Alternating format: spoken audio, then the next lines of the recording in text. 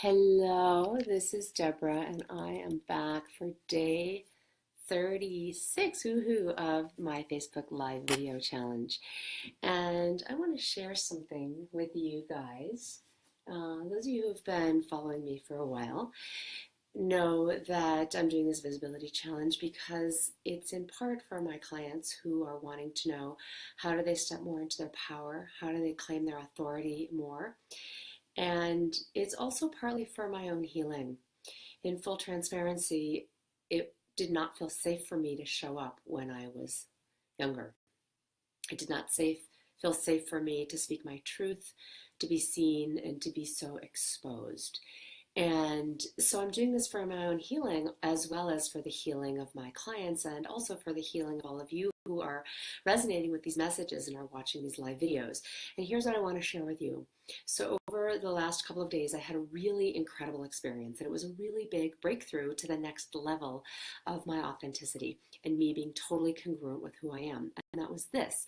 I was invited to speak, to present in front of a group of people. They're all just beginning their coaching practices, or they're wanting to quit their jobs and move into coaching, or they've been coaching for a while, but they're trying to break that elusive six-figure ceiling, or they're trying to figure out maybe they're making great money, but they want to work less. So they're all at that same stage of wanting to streamline their businesses so that they're really leading from their heart, really being authentic, as opposed to people pleasing and overcommitting and undercharging and all of those things that can lead to resentment and exhaustion and depletion. So I was invited to speak to this group of amazing coaches and healers and writers and artists, just incredibly brilliant, genius, heart-led people. And I got to share the work that I do. And, it was a scary moment for me because I'm used to working with people one-on-one. And even though I know that the processes that I teach are incredibly powerful, I know they've changed my life dramatically in the best and happiest and most liberating way. And I know that my clients are experiencing the same in their one-on-one work with me and in the small groups that I lead. It was really the first time for me to stand up in front of a live group of people. And it was really incredible to see how their hearts opened and how they got in touch with their pain and honored it and were able to move through it and heal. And there was one woman there who in the beginning, we were just doing a breathing exercise, and she shared, "I can't breathe. It's really hard for me to breathe." And by the end, she was experiencing full, deep, cleansing, healing breath so easily. And what a gift that is. To tell your subconscious mind, to tell your body, you deserve to be here. It's fine for you to be here, and you can breathe, and you can take in as much air as you want. So it was a really just a huge breakthrough for so many people in the group who got to experience it. And it was also a huge breakthrough for me to get to see reflected in the eyes and in the hearts of the group that they were really feeling this and were really opening and expanding into the next greatest version of their own selves, which is why I do this work in the first place, is because the more I heal, the more I can share that, and we can all heal. And the more we all stand in our power, the more we give others permission to do the same. So that's one thing I want to share. Okay, so then what was the aftermath? So I had a vulnerability hangover. And this happens to me a lot when I expand to the next version of myself, is I start to feel scared. I start to feel like, oh my God, people are judging me. And do people like me? And do people want to hang out with me? And this is totally normal. When we're growing into more of our authentic selves, we're taking up more air, we're taking up more space, we're claiming more of our energy than we've ever claimed before. And just that volume of energy rushing through the system can feel scary. So what happened? I had a nightmare. And it used to be my old pattern that I would have nightmares every single day and I would wake up screaming. And this was just a regular occurrence. Sometimes it was 2, 3, 4 times a night. And I just thought I was totally going crazy. This was before I started my coaching practice, before I was really leading from my heart and from my soul. And at the time I had a film business, and I still have a film business, although the way I run that business and the way I interact with my clients has changed. So at this time that I'm talking about, I wasn't leading authentically from my truth. I was undercharging in a crazy, crazy way, and it wasn't serving my business. I was overgiving in a crazy, crazy way, and it wasn't serving my business. I was regularly pulling all-nighters. I was regularly not sleeping.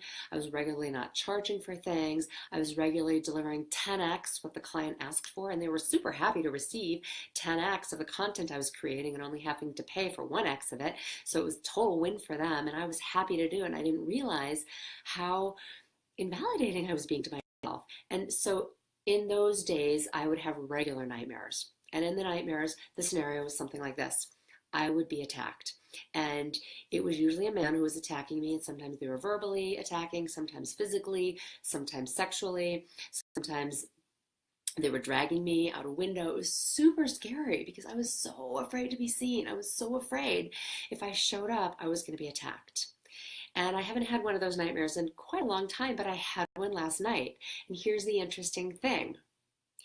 When I had that nightmare, I was in a space of lucid dreaming. And I was in a parking lot, and I was looking for my car. And, it's quite regular that I can't remember where I parked my car because I park it in a different place every day. So I was looking for my car in the parking lot, and there was a bad man. I'm just going to say bad man. I don't know if he was bad or not, but in my mind, the story that I made up was that he was bad. And he had a really beat up rusty vehicle, and he had a pit bull in the car, and he opened the door so that the pit bull could jump out, and there he was, and he looked like he was a meth addict. His teeth were all like brown and falling out, and his skin was pockmarked, and he just looked like, "Ugh." And I was scared of him, and I was sure he was going to attack me. And I could feel my heart starting to pound, and I was looking for my car, and I could feel like, where's my car, where's my car? And I noticed this voice saying, it's just a story, Deborah, it's just a story you're making up, you are totally fine. And I had happened to, in the dream, I had just left John Assaraf's office, and John Assaraf is one of my mentors, and I really love him, and he so inspires me, and he really makes me feel safe and secure and grounded and confident, and he encourages me every single day to stand out more. And I had just left this space of such safety and security for myself in the dream. And here I was, not knowing what to do next. And so I screamed, and I woke myself up screaming. And then I immediately went into another lucid dream where I retold the story. And I retold a different story about that man. Maybe he was lost. Maybe he was on drugs. Maybe he needed help. Maybe he was just having a moment before he went in to get help from John Assaraf himself. I have no idea what he was doing in the parking lot, but I had made up this story that he was going to attack me. And I realized that was an old story running out of my fear that when I show up more, people are going to attack me. Turns out that's not true. Turns out in this event that people loved what I was offering. People loved me personally, and they loved the professional offering I was also there to share. And it was just such a validating moment. So what I want to share with you in this video is, first, how can you catch yourself when you project, oh, that person's going to attack me, that person's going to hate me, that person's not going to want to buy what I'm offering, I'm charging too much, they think I'm arrogant. Whatever the story is, just catch yourself in it and just be mindful and notice, I'm running a story that's a very familiar story, and ask yourself, is that true? How do I know it's true? What if it weren't true? So that's the first invitation I have for you, is just catch yourself mid-thought. And you're going to know when you're in your old pattern, because your old pattern is going to feel like you are in the jaws of death. When your nervous system gets that triggered and you're that scared and your heart is pounding and you want to scream, you know you're in an old survival pattern, and it's such a strong, visceral feeling. There is a ton of information and gold in that feeling. So I really want you to notice when you have it, and then you can reframe it. So that's what I want to share with you today. I was going to offer a meditation for a calm heart, and I think I'll offer that tomorrow because I've already gone on for quite a while and I value your time, and I'm so glad you're here. So just leave me your feedback today and let me know if this resonates for you. If it does, share it with your friends. If it does, send me some hearts or a comment or a like, and just let me know if there's any truth in this for you. Do you notice how you're sometimes running old stories that create the experience that you're actually trying to avoid? And I realized in my dream that I was running an old experience that, had I let it create my biggest fear, it could have, and I didn't let it. I stopped it. And that's what I want you to try to do. So have a beautiful day. Live in the truth of the beautiful, unique, expressive goddess genius that you are.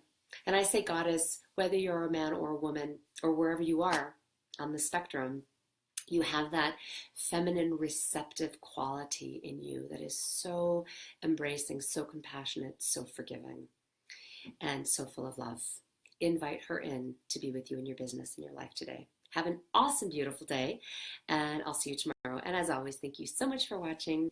My name is Deborah. Bye.